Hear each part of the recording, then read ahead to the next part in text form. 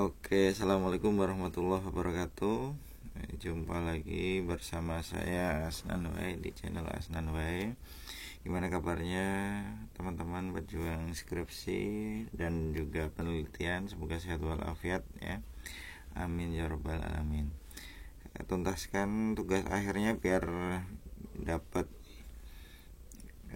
bisa membanggakan orang tua ya. Baik. Dan juga diri sendiri tentunya. Kali ini kita akan sedikit sharing ya tentang salah satu teknik analisis data di kuantitatif, yaitu analisis korelasi. Kapan sih kita pakai analisis korelasi ini gitu ya? Ini penting sekali karena banyak teknik analisis ya. Salah satunya adalah analisis korelasi. Kita akan sharing, jadi simak sampai akhir biar nggak gagal fokus. Oke, pertanyaannya gini teman-teman, ada yang di kolom komentar tuh, jenis data ordinal itu boleh nggak pakai korelasi Pearson gitu ya?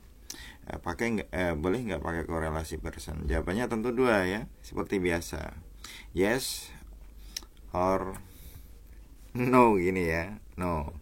Nah, kalian yang di yes, tim yes, komentar di bawah. Kalau yang no juga komentar di bawah. Kalau saya or saja ya. Baik. Oke. Teorinya seperti apa untuk analisis korelasi ini teman-teman ya? Jadi analisis korelasi ini kita sepakati dulu bahwa ia itu sebagai alat uji statistik ya, yang biasa digunakan untuk melihat atau mengetahui seberapa besar sih keterkaitan atau hubungan linear antar variabel. Perlu catatan di sini yang saya bold ya, hubungan linear artinya teman-teman, linear itu satu-satu sayang ibu ya. Jadi hubungan antara satu variabel dengan variabel lain, yaitu dalam konteks ini adalah variabel terikat dengan variabel bebas gitu ya. Variabel bebas dengan variabel terikat. Linear di sini teman-teman ya. Jadi korelasi digunakan untuk yang mengetahui seberapa besar hubungan linear. Jadi satu-satu, tidak bisa yang double-double. Itu satu dulu yang perlu kita sepakati teman-teman ya. Oke, setelah itu kita contohkan. Jadi misalnya untuk mengetahui keterkaitan antara jumlah anak dengan pendapatan di suatu rumah tangga ya, atau keterkaitan antara jumlah yang penduduk yang kurang mampu dengan tingkat kriminalitas dan contoh yang lainnya. Artinya itu tadi linear ya, satu-satu teman-teman. Tidak bisa satu variabel bebas dengan dua dan seterusnya, itu tidak bisa. Tetapi ini hubungan linear. Yang namanya hubungan itu ya harus setia ya. Maksudnya tuh kalau kita memiliki pasangan ya satu-satu saja. Maksudnya satu cowok satu cewek gitu kan ya. Jadi itu untuk menggambarkan secara sederhana. Kemudian untuk korelasi ini nanti bisa dimaknai dua hal ya teman-teman, yaitu korelasi positif, nilainya itu bisa positif maupun negatif. Tentu kalau korelasi positif artinya satu variabel itu nanti bergerak bertambah naik ya. Sedangkan variabel yang lain juga ikut naik. Jadi dia berbanding lurus. Misalnya tadi di sini jumlah kemiskinan itu besar, maka tentu tingkat kriminalitas kita bisa duga ya, kita diduga dulu, kita patut duga itu juga besar karena jumlah kemiskinannya itu besar. Jadi tingkat kriminalitas juga besar. Begitupun misalnya di sini jumlah anaknya banyak, maka pendapatan yang diperlukan itu pun harus banyak untuk memenuhi itu tadi kebutuhannya. Gitu ya. Itu korelasi positif. Jadi keduanya itu naik. Kemudian untuk korelasi negatif satunya berarti itu jika variabel naik itu variabel yang lain akan turun, berarti berbanding terbalik ya teman-teman ya. Jadi contohnya misalnya semakin jauh jarak yang kita tempuh dalam suatu perjalanan, katakanlah teman-teman mau healing di akhir tahun gitu ya, kemudian maka konsumsi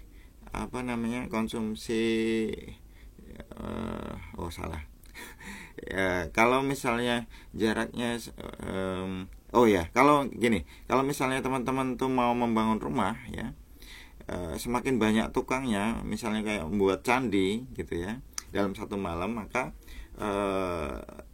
waktu yang diperlukan akan semakin sedikit. Jadi semakin banyak tukang, maka waktu yang diperlukannya justru turun, semakin sedikit gitu ya. Itu korelasi negatif. Kalau korelasi positif tadi beriringan, bisa naik semua, bisa turun semua, jadi beriringan gitu ya. Itu teorinya teman-teman. Kemudian ini yang penting, please jangan salah pilih ya teman-teman, karena banyak analisis korelasi ini banyak modelnya, banyak uji banyak pilihan ujinya, jadi jangan salah pilih. Yang pertama tentu yang paling terkenal adalah korelasi Pearson ya, dari Pearson. Nah, korelasi Pearson ini digunakan untuk mengetahui hubungan dua variabel ya, dalam hal ini tadi satu variabel bebas dengan satu variabel terikat, yang datanya adalah interval, minimal interval, atau kalau rasio lebih bagus lagi. Jadi Pearson only using to the data skala interval or ratio enough, itu titik. Jadi skala di bawah itu ndak bisa pakai Pearson ya. Terus pakai apa yang di bawah itu? Nah, ini yang kedua pilihannya. Kalau datanya ndak interval maupun atau rasio, maka teman-teman bisa pilih ini Taukendals ya, atau Rank Spearman ya. Mirip-mirip Pearson Spearman, tapi itu dua human yang berbeda. Jadi kalau pakai Taukendal itu digunakan untuk mengetahui hubungan dua variabel yang datanya skala ordinal. Jadi teman-teman kalau mau cukup pakai angket, maka ini pakai korelasi dari Taukendal gitu ya, Kendall Tau, atau korelasi Rank Spearman. Jangan pakai yang Pearson, karena nanti meskipun gini ya teman-teman, meskipun bisa dihitung ya, bisa juga nanti diinterpretasikan di akhir hasil dari hitungan itu, tapi bisa salah kaprah nanti ya, karena masing-masing itu berbeda. Kalau ada pilihan yang ketiga, yaitu kontingensi koefisien atau dari Cramer ya. Nah, ini digunakan untuk melihat hubungan atau mengetahui hubungan dua variabel yang memiliki data nominal. Ini kita spesifikkan ya teman-teman ya. Kalau ordinal itu pakai kalau interval atau rasio pakai Pearson, kalau ordinal itu pakai Taukendal, kalau nominal yang paling atas ya, yang paling atas atau bawah yang paling sederhana, untuk membedakan saja di nominal itu pakai kontingensi koefisien. Jauh lebih akurat ya teman-teman, kalau analisis korelasi yang dipakai itu sesuai dengan jenis datanya. Yang terakhir ada pilihan juga teman-teman ya. Kalau misalnya teman-teman itu memiliki dua variabel dengan skala nominal dan interval, gimana? Itu kan nggak bisa ya, nggak bisa pakai salah satu dari tiga di atas. Berarti itu bisa pakai korelasi eta teman-teman. Silahkan nanti searching bagaimana menggunakan rumus untuk korelasi eta ya. Kita nggak bahas di sini, tetapi ini untuk penegasan saja bahwa tiap jenis data yang nanti teman-teman kumpulkan dengan teknik pengumpulan data macam-macam itu memiliki karakteristik tersendiri dan cara uji yang berbeda-beda. Ini ujinya gitu ya. Semoga kita tegaskan lagi, kalau Pearson interval atau rasio Taukendal itu di ordinal, untuk kontingensi dari Cramer itu yang nominal. Kalau kombinasi antara nominal dan interval itu pakai eta ya. Kemudian ini konklusinya ya teman-teman ya, beberapa hal nih, korelasi itu antara range -1 until 1, jadi rentannya antara -1 sampai 1. Semakin besar berarti korelasinya semakin hubungannya semakin kuat gitu ya. Kemudian korelasi minus menunjukkan hubungan kebalikan tadi ya. Artinya negatif tadi apa, yang satu variabel itu naik maka yang satu turun, begitupun sebaliknya gitu ya. Untuk yang positif berarti itu akan bergerak bersama-sama ya, baik itu naik maupun turun. dia perbandingan dia berbanding lurus gitu ya. Semakin banyak anak tadi berarti pendapatan yang diperlukan semakin besar ya. Semakin besar jumlah kemiskinan, maka semakin berpotensi, semakin besar pula tingkat kriminalitasnya gitu ya.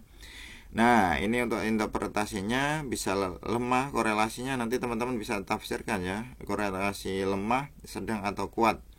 Ya, ini kalau di bidang ekonomi misalnya korelasi itu dikatakan tinggi ketika memiliki hubungan di atas 0,1, berarti mendekati 1, karena tadi rentangnya kita dari negatif 1 sampai 1.